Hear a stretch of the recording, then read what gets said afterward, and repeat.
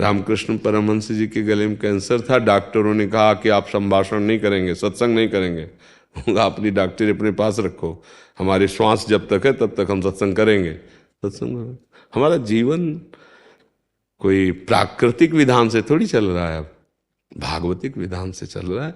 हाँ, प्रकृति के नेत्रों से देखोगे तो प्राकृतिक है, भागवतिक नेत्रों से देखोगे तो भागवतिक है। संतों को कष्ट शब्द से संबंध नहीं होता।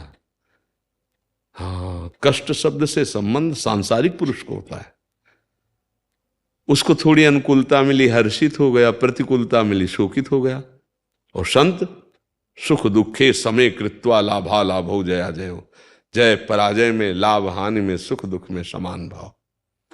कोई प्रभाव न सुख का, न दुख का, न लाभ का, न हानि का। हाँ, अब सर्दी है तो शरीर में सर्दी लग रही है, पर उसकी व्यथा नहीं है। व्यथा होना और सर्दी लगना दोनों अलग अलग बात है। थप्पड़ मारेगा कोई, आभास है कि थप्पड़ लगा, पर उसकी व्यथा नहीं है। कोई गला काट देगा, आवाज बंद हो जाएगी, लेकिन मुझे छू नहीं सकता, हमारे स्वरूप को छू नहीं सकता। नैनम छिन्नन्ति शस्त्राणि नैनम दहाति पावका न चैनम क्लेदयन्त्यापो न शोष्यति मारुता। फिर ये क्या, रोग आदि कैसे छू सकते हैं?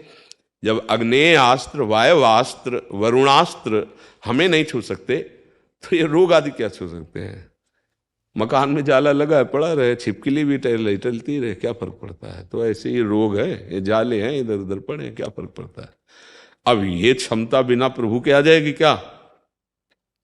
अभी आपको बता दिया आपकी किडनी फेल होने वाली है, फिर आपसे बात की जाए, कैसा आपका उत्तर रहेगा देख लो।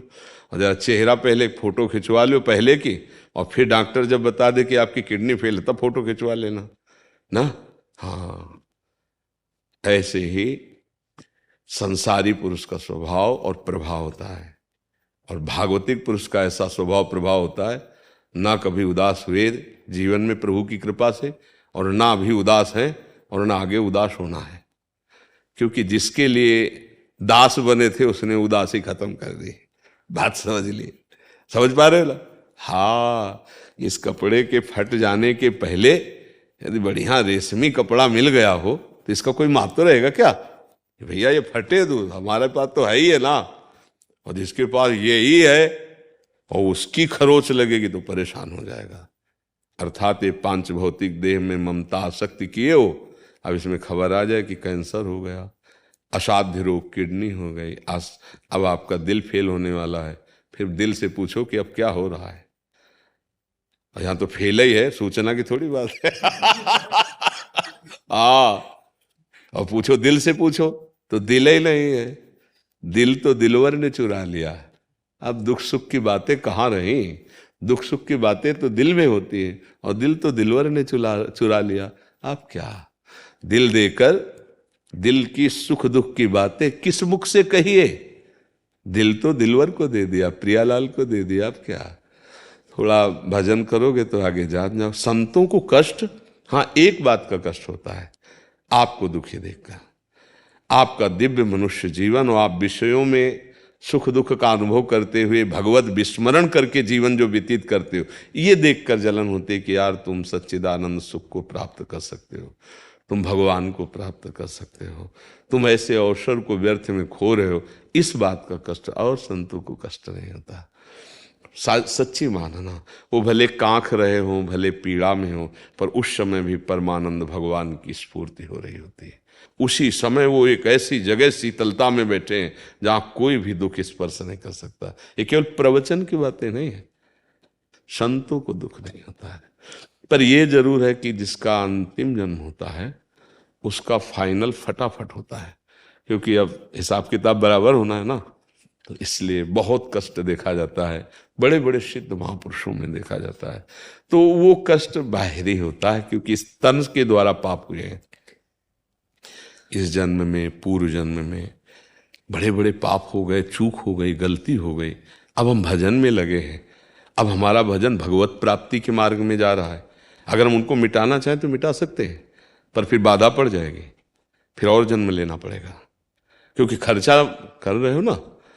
तो फिर इसीलिए निष्काम भजन भगवत प्राप्ति कराता है कि हमें जो कष्ट आ रहा है उसे हम भोग रहे हैं, डॉक्टर रूप से भगवान औषधि रूप से हमको संभाल रहे हैं, उससे हम अपना संभल रहे हैं और भजन का प्रयोग कर रहे हैं भगवत प्राप्ति के लिए, जगत मंगल के लिए।